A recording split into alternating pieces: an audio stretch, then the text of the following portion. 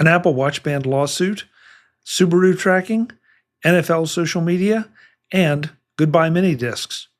This is Mac Voices. This edition of Mac Voices is supported by the new Mac Voices Discord, available to all of our Mac Voices patrons. Sign up and join in the conversation in your new favorite online group at patreon.com/MacVoices. So I don't know quite what to make of the next one. And this is one that, this is from Mac Rumors. There are plenty of articles out there, but Apple has responded to a new lawsuit that says that Apple Watch bands contain forever chemicals, those nasty little chemicals that don't seem to go away. This particular article mentions that Apple has come out and said they're safe to wear. So I think this is going to be an interesting suit to follow, but I don't know. I'm curious to see again what you guys thought of this. Did Apple have a misstep when they were contracting to have the bands made, or is the forever chemicals thing a really big deal? Given that we know plenty of products in and around our homes right now have them. Thoughts, comments? My thought was, what else are they going to say? They're fine. Don't worry about it.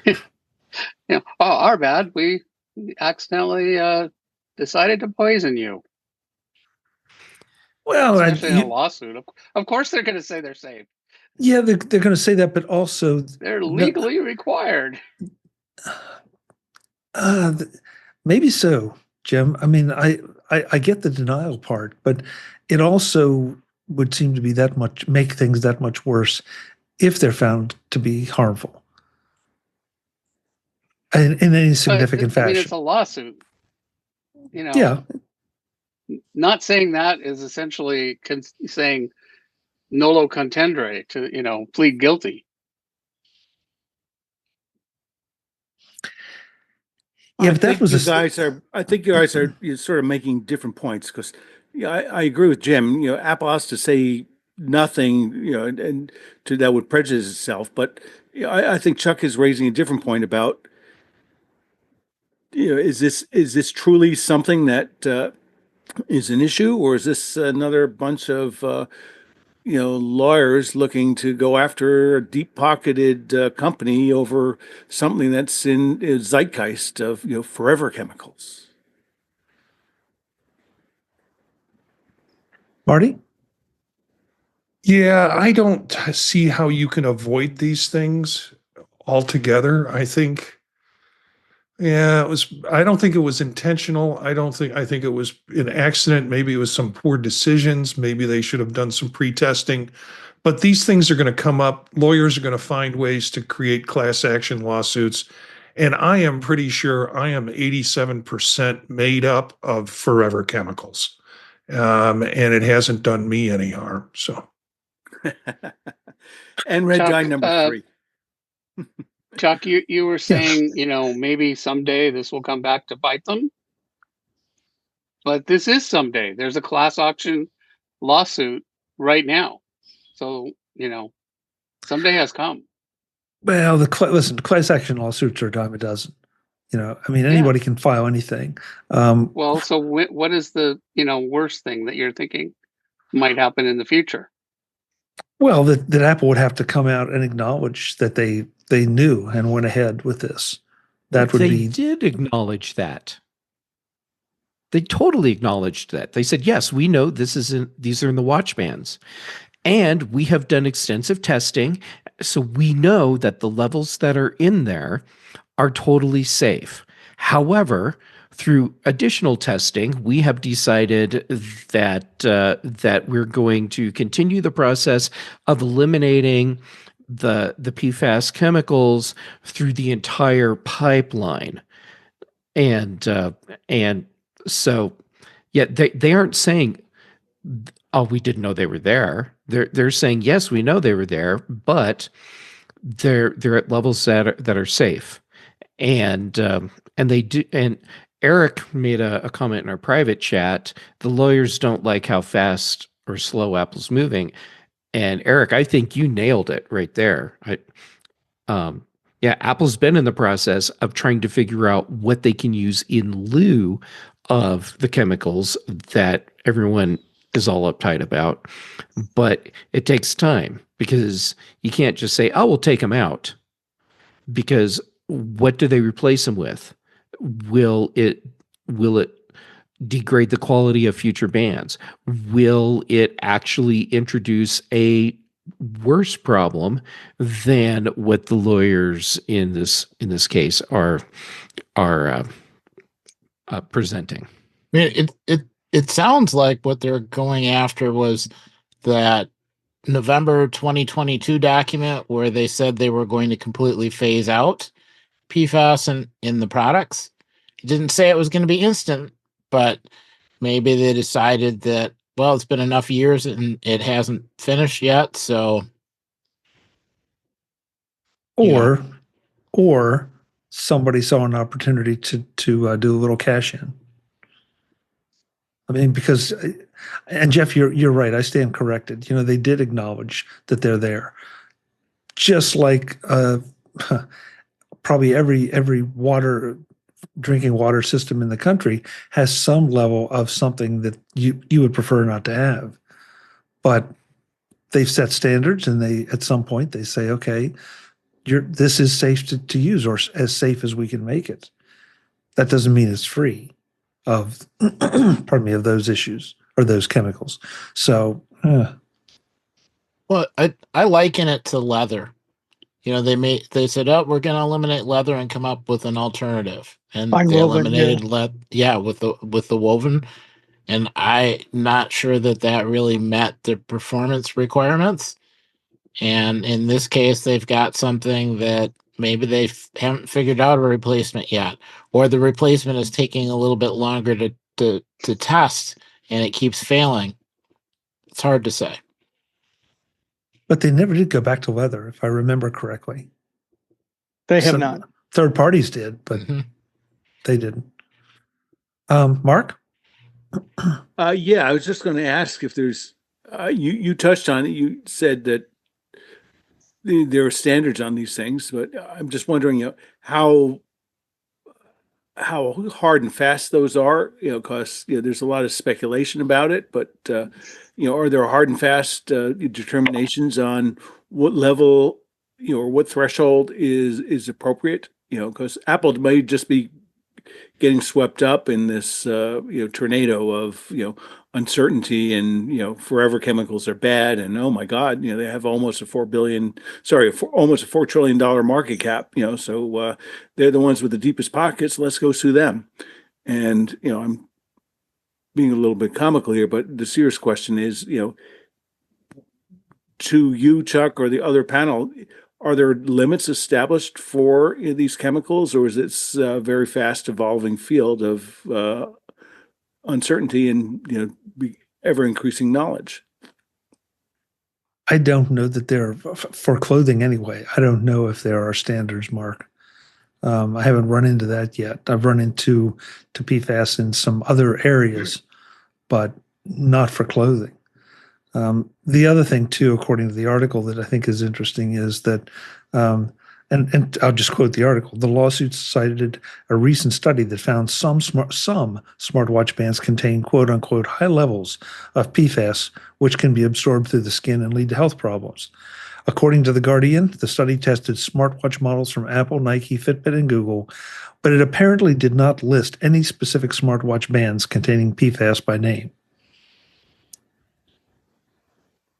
Okay, yes. So Perplexity AI just told me some of these things that in drinking water, there's a standard of 4 parts per trillion. That's a really teeny tiny amount, so yeah. Okay. Jeff, you dropped in. I'll drop Jeff just sent something in from the EPA for PFAS, and I'll drop that in the YouTube chat as well. There's tons of information at that link, and grab it while you still can, I guess. because it is from the US EPA. Yeah. I can tell you a couple horror stories about PFAS that I won't, because then you won't sleep. But It's too late for that, Chuck. I don't sleep anymore. Yeah, but the good thing is that none of those stories have anything to do with Apple Watch bands. So, so we're winding down a little bit, but I want to make sure we get to a couple things, almost as just a couple warnings here. Let's see. Subaru had security flaws that exposed its system for tracking millions of cars. And apparently it's still potentially tracking millions of cars. Well, of course it's still tracking millions of cars. The thing is, how many people have access to that data? If you have a modern car, it's being tracked all the time. Yeah, true.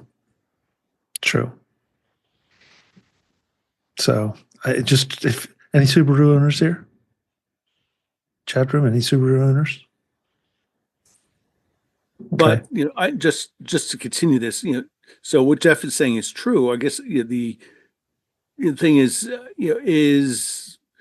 did Subaru make some sort of statement? Oh, this is a horrible bug, and we're going to stop it. And they've not completed, or they've said maybe it's done, but they're still tracking for some other reason. I didn't read the article, so I need a little bit of education. What? Oh, go ahead. Sorry. Okay, so the bugs that allowed access to all of this data, once that was discovered, Subaru rolled out a series of patches to address that, and it looks like, from the information that's currently available, all they did was block the public-facing access to the data, but anyone inside the company, Subaru employees, like en masse apparently, have access to all of this data. So they really haven't effectively locked down the information. They've only put a barrier up to the public-facing side.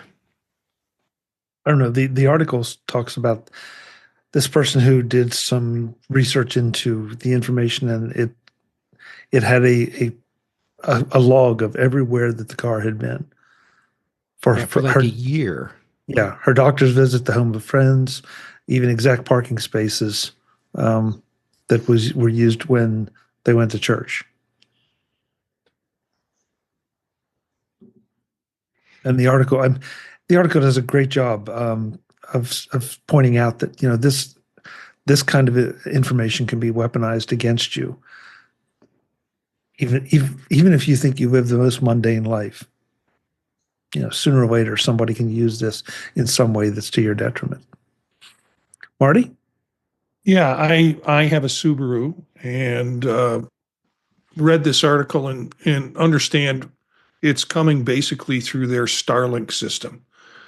Their Starlink system is that, roadside assistance essentially is one thing that it does. And it's a subscription service that you get probably a couple of months free, and then you have to pay to continue on with the service, or you can buy it up front at a discounted rate.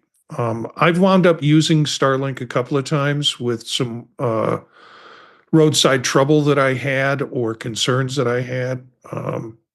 And so the monitoring kind of makes sense to me, because that's what the service is there to do, to kind of know where you are, know what problems you're having with your ignition. In my case, it was a battery issue that I was having, one of the cases that I called Starlink, or any other types of emergencies. So the fact that it's tracking me makes sense. The fact that there is a way to hack it from the outside and get into it is problematic, and I guess they fixed those patches. The fact that the company still has access to that information, it also makes sense, because if you're using the service, someone is going to have that data. It's just not the public, supposedly, anymore. Well, the problem, from what I understand, that still exists is that internally, it's not just the people that should have access to that information. It's anyone can get access to the information. So it's not locked down the way it needs to be internally. Yeah. Good point. So it's a cybersecurity issue at the end of the day? Yes. Yes, it is. Yeah. Or just a general security issue. I mean, the public facing part would be cyber, in my opinion, but the other part would be just flat out security and confidentiality. It's still cybersecurity, because if people know that the data is still accessible internally for basically anyone, and we know that because the articles are out there. Now, you as the bad guy, all you need to do is get through the security layers that the company has, and now you have access to the data. Yeah. And they discussed the security layers as well, where if you go on LinkedIn and you found somebody's email address, that was enough to be able to get into the account, and that the password reset was resetting within the browser. It wasn't going back and forth in transactions back to the server. So Whoops. you could basically ask for a reset, and the confirming questions were all local, and you could just override that and say, yeah, I got the questions right, and poof, you're done, which is a cybersecurity problem. But come on, guys, they donate to animal shelters, which with each car they buy or sell. That's got to man. count for something. Love, Yeah. yes. Hey, guys, I'm running a little bit late. I'm going to need to Hey, out here unless no you problem. put one more article. Yeah, well, I got a couple more, Mark. So I'm gonna say thank you, and I want to make sure you let folks know where they can find you. Oh, old school X, Mark Fuccio, MarkFuccio, all lowercase, or same name on LinkedIn. Great. Stay as long as you can, or want to, but I'm calling it Audible because I did not share this one because I had this in the stack and I didn't know if we'd get to it, but I kind of feel like it's interesting and kind of fun and also football related. So why not? Although this has nothing to do with the Super Bowl, but the New England Patriots were told they couldn't have a Bluesky account. That apparently that Bluesky is not an approved social media platform for the NFL. And I kind of shook my head on this because I couldn't figure out why. I mean, I get, does the NFL control that much of the team's interactions, and why? Oh, yes. Oh, okay. So Webb says, Oh, yes. yeah. Oh, yeah. Okay. Doesn't surprise me. Especially anything that's public facing, it has to be controlled by the NFL. So, Okay, maybe I'm showing my naivete, but I've had no idea that, and frankly, this might explain some of the discussions we've had in the past about why we aren't seeing more organizations on Bluesky or even on Mastodon that if they're part of trade groups, if there's some legal consideration that we're all missing from a corporate standpoint that they don't want them there, and yet they're on Facebook and they're on X. Maybe there's a contract on Facebook and X, because they're having the teams on those platforms would be a draw for other users to also be on those platforms. It's a great point, Eric. Does anybody have any experience with it or know anything about that? I agree with Webb. I think the NFL wants to keep control of any marketing throughout the whole league. So I don't think that's probably why. But I can't imagine eventually Bluesky could become an improved social media platform. But I think they got a bit of ways to go. So I the would've thought- NFL that's so protective of imaging is not concerned about what the imaging of being on those two platforms says about the NFL or could represent the NFL. And the way Blue Sky has grown is as big as it has within the last 6 months or so, or even longer. I'm surprised because it's becoming a bigger and bigger, more mainstream platform. I'm constantly reminded of, with all our discussions about different things, that there's things that go on behind the scenes or requirements that we don't always appreciate or are privy to. And Eric, your comment about contracts, that's a really interesting one. Because there are times that I don't really care, what your politics are, but a lot of people do. And they've been on X, they've been off X, they've been on Facebook, they've been off Facebook. And so I never really even thought about the fact that there might be contracts in place that would restrict them from going elsewhere or even just opening up an alternate account somewhere. So last thing of the evening, I don't know if this is important or not. But Sony is halting production of recordable Blu-ray, mini discs, and mini DV cassettes. What's that? Well, Blu-ray, I think is that. I mean, it was dying for a while. I think it was time. I mean, well, they make this. They specifically say that these are not the kind of Blu-rays that you buy commercially, with movies already on them. But it apparently is more the blank media that some of us have burners for. Stop production for Blu-ray commercial stuff too. I thought so. Maybe I was reading a different article, but I thought it was just the consumer burnable stuff. Yeah. Burnable, okay. Yeah. There's some early articles that got it wrong and were saying that everything was stopping. Because this one very specifically says, only recordable, not the produced ones. Well, it also says that there are other manufacturers of Blu-ray discs, not mini discs, and the other things. But yeah, losing the mini discs, that's going to be a much bigger problem. Enlighten us, Jeff, as to why. Mini discs are still used a lot for recording, and like audio, not audio. Wow. Well, of course, audio, but like music and spoken word.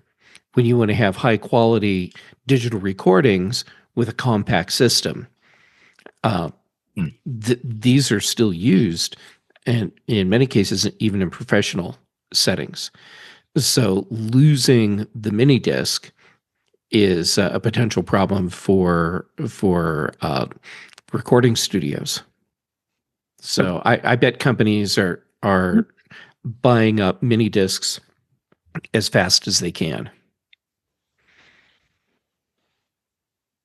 When I saw, I mean, the mini discs, frankly, Jeff, I was not aware that there was that much still being used for the mini DV cassettes. Yeah, of course.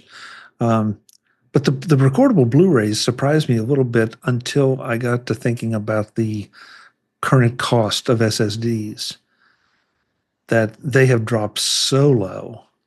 Cloud services.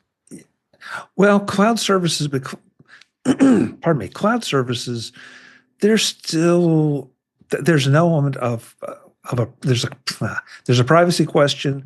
There's an element of immediate access to the content if it's large enough or significant enough, even with today's bandwidth speeds. There's something very comforting about being able to say, I've got it here on this, whatever this happens to be, and it's not somewhere else. And so, the recordable Blu-rays, I mean, they had better capacity than CDs or DVDs, obviously. But the NVMe SSDs and just the regular SSDs have come down so much in price that I guess maybe they figure that they can't compete. So we pour one out for the Blu-rays, the mini discs, and the mini DV cassettes, of which I think I still have some in the basement. See, even you, Chuck, this is impacting you. Well, I haven't touched in years, probably. Yeah, I was just going to say, you're right, Marty. Yeah, because I know what's on them, and I've already digitized the stuff off. I have no idea. They were always sort of a backup in case anything happened to them. But now I can just trash them. If the player still works. I don't know if I still have a player. Don't trash them. Sell them to people that are desperate to get them. Yeah, but then scalper. but then they'd have the stuff on them that I recorded on them. Sell them for more. There you go. Yeah, you have an opportunity for a great blackmail if you play this thing right. Bootleg concerts. Do you know how many stupid things I've said that you have recorded? Just saying. I got a list. Webb, you're going to need a bigger book. Yeah. Oh, somewhere in the vaults is an outtake reel that upon my death may or may not be released. And now you can put all of Jeff's stupid things on one SSD and sell it for a nice low price. Yeah. Right. And I do get a commission. Look for my infomercial at 1 a.m. soon. He's going to get, but Chuck's going to get the Apple 30% on anything he sells.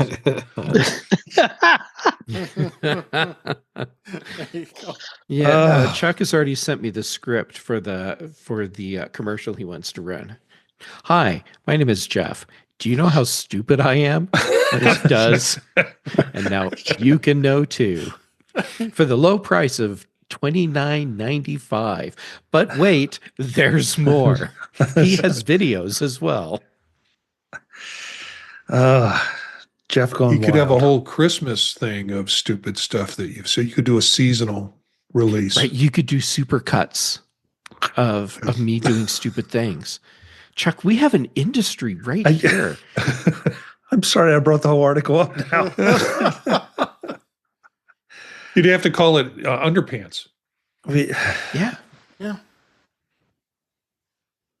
No, I'm not going to. No, I just let's just. Oh, you're thinking about You thought it. No.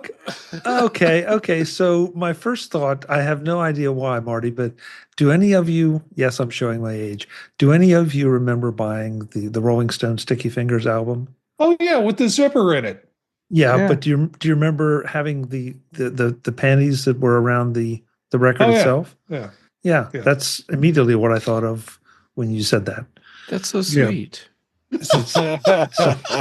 I worked as a DJ during that time. So I have absconded with some of those classic album covers and keep them downstairs safely away from anybody who would remember that I stole them. I've kept all my LPs also. Statute of limitations. That's long enough. You're fine. If you pick the right ones, Marty, that's some of your retirement right there. Yeah, I've got a lot of them autographed because the artists came through the station. They'd autograph the album. So that's cool. I wonder how much. Yeah. You won't believe what Chuck had me autograph. Are we after dark? I've lost. No, we're not. No, not yet. No, we're not. No, we're not. But since we're here, the first thing again that came to mind. This is free association. I just looked up to see what the Beatles Yesterday and Today butcher cover would go for. Biblio is selling it for $6,500. You own that? No, I don't. I wish I did. No. I remember seeing it where I could have bought it for a couple $100, and I should have. But anyway, let's get out of here. This has gotten way off track. Yes. But thank you all, and Mark's gone, but thank him too for all your thoughts. We dug deep on a few things, and we ricocheted off some others. Is all I can think of. Let's go around and find out where you can find these fine folks when they're not here on Tuesday nights. Dave Ginsburg, thank you so much for all your sports wisdom. Where can folks find you? You can find me at In Touch with iOS and InTouchWithIOS.com, YouTube channel, youtube.com/InTouchWithIOS. I'm on the Mac Voices Live here Tuesday nights, the Mac Show on the British Tech Network on Fridays. And you can find me on social media, Bluesky, Mastodon, DaveG65. Thank you. Thank you, David. Brian Flanigan-Arthurs, I still am apologizing for bringing up that basketball team who shall not be named pre-show. Arizona. Where can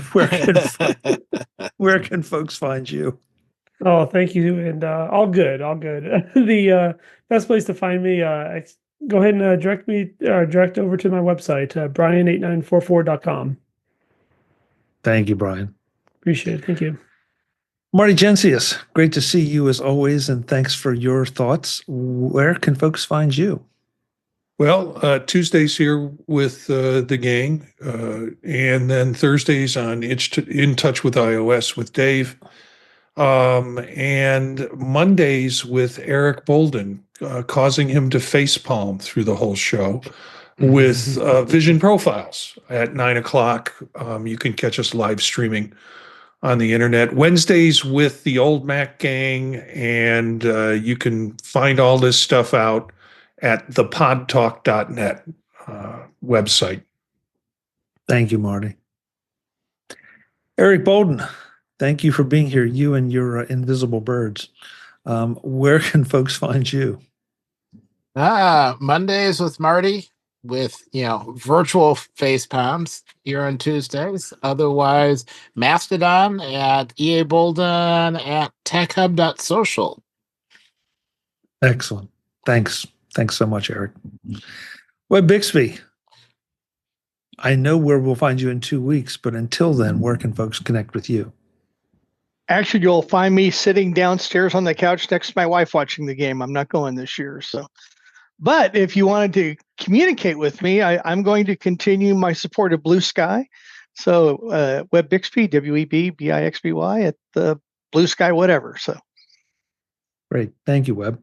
So the Patriots can't be there, but you are. Yeah. Yeah, there you go. Jim Ray, thank you as always for the developer's perspective. Where can we find you? I am in hiding. Catch me if you can. If you don't already know where to find me, too late. Okay. Sure you don't want to give us a hint? Or are we just going to leave it there? See past episodes of the show. Oh. Okay.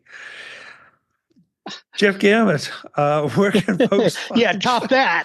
Look, got if nothing. you don't know where to find me by now, that's on you. No, Just- don't you start too. You want to find me? Go through Jim Ray. Wow. All right, but for those of you that just really don't have the energy for that, Jay Gamet on the social medias. I am active on Mastodon. I'm getting better at Bluesky, and I'm trying to wean myself off Instagram and move to PixelFed. So, there's that. For shows, there's a couple here with you. Mac Voices Live on Tuesdays, Thursdays on Dave's show In Touch with iOS. On the British Tech Network, Big Show on Thursdays, Mac Show on Fridays. Brian Chaffin and I do The Context Machine, and Patrice Brendamore and I do Retro Rewatch, and I completely failed at making people work to figure out where to find me. Well, thank you. I love that sticker. Thank you for failing. Thank you for failing. I've got your back. I knew it. Folks, this is Mac Voices Live. I'm Chuck Joyner. You can join us for this craziness every Tuesday night, 8 p.m. Eastern, 5 p.m. Pacific. I have to tell you, this is the most fun night of the week because we try to give you some content. We try to make you think, but we definitely try to make sure that you're enjoying yourself. Until next Tuesday night, thanks for watching. Visit MacVoices.com for show notes and to connect with Chuck on social media. Get involved in our Facebook group or like our Facebook page, and get more out of your Apple tech with Mac Voices Magazine, free on Flipboard and on the web.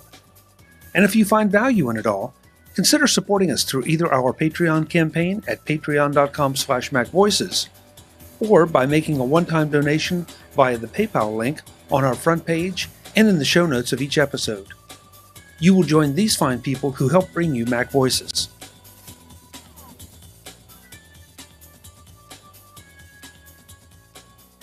Advertising handled by Backbeat Media at backbeatmedia.com. Bandwidth provided by CashFly at cashfly.com.